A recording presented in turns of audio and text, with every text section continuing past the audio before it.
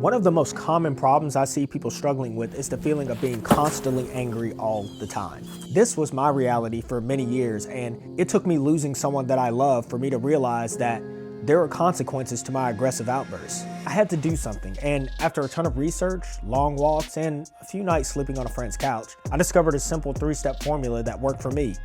Possibly, it'll work for you too. Learning to overcome your anger and take care of yourself isn't much different than taking care of a car. In order to work on a car, you need to first understand how it operates. Instead of taking it to a dealer and getting a $2,000 bill to fix a $100 shade tree mechanic problem, you'll be able to diagnose and service the car yourself without even breaking a sweat. Oof, that oil?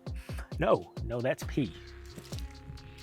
Just like how learning to fix a vehicle requires us to have an understanding of how it works, learning to fix what makes us so unreasonably angry all the time requires us to break out a different kind of tool.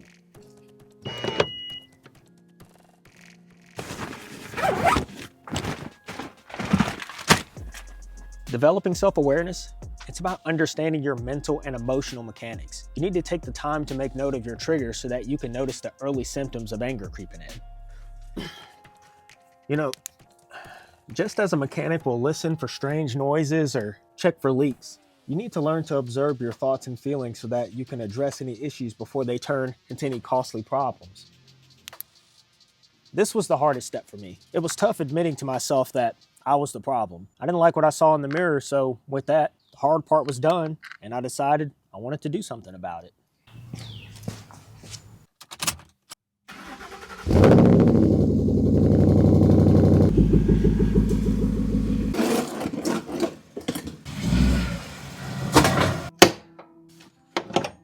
All cars require regular maintenance. Yes, that includes you EV driving fanatics out there. I see you. I love y'all too, but y'all a little different. Look, to make my analogy make sense, let's just stick with the good old suck, squeeze, bang, blow for now, all right? Get your mind out of the gutter. We're talking about internal combustion engines, all right? Contrary to popular belief, one of the worst things you can do to a car is to let it sit and never drive it. You might think you're preserving it by keeping the miles low and keeping it away from the elements, but you're actually doing more harm than good. Vehicles are complex machines, and they need to be run to let the fluids flow and the parts to rub. Now on the opposite end of the spectrum, you hear all those creaks and moans and groans? Those are parts wearing out. These vehicles require regular maintenance to keep them in top condition. If you want a reliable mode of transportation, you gotta treat it right.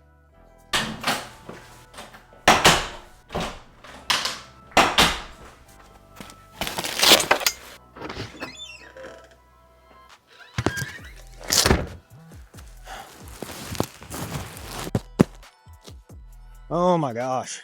I hate this vest so much. Do you know what I hate more than this vest? Doing cardio. So why am I doing it?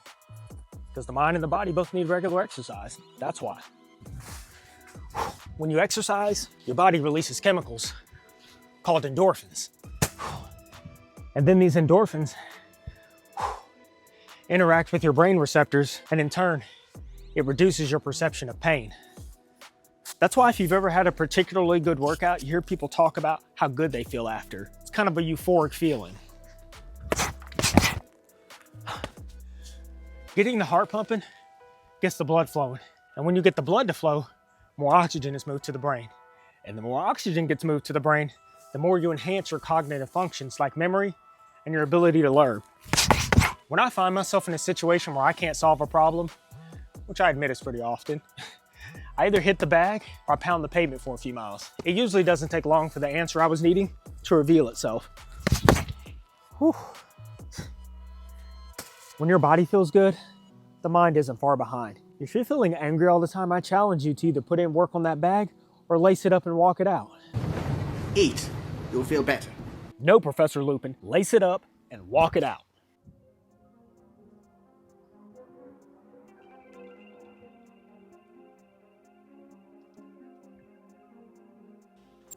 What's that saying? They just don't make them like they used to. With this car, I'm inclined to believe it. This beast is almost 20 years old, and I love it more than any other car I've ever owned.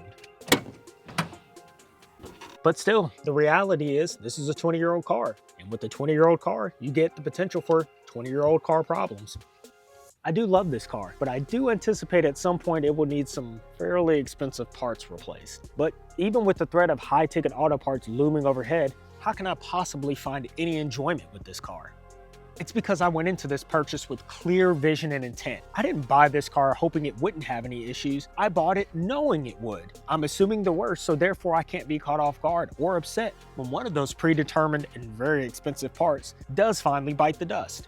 The same thing is true for your daily life. You already know the gossiping receptionist at your job is going to say something mean at work. Let those words go in one ear and right out the other. You know the moment you step foot in a Walmart, you're playing Russian roulette with crazy people. Stay alert and let their insane mannerisms just roll off your back. And of course, you already know that we give driver's licenses to anyone these days. Why get mad when someone pulls out in front of you? You know what's going to happen. It's not a matter of if, it's a matter of when.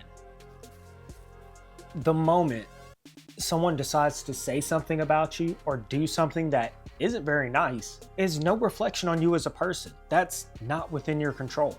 But what is in your control is how you handle these situations. Your current default response may be anger, but that doesn't have to be the end of the story. In the same way that you may have no idea how to wrench in your car, you probably also don't know how to control your emotions. But with a little trial and error, sprinkled in with some YouTube research, most of us can figure out how to fix a car. As for your emotions, funny enough, actually the same holds true.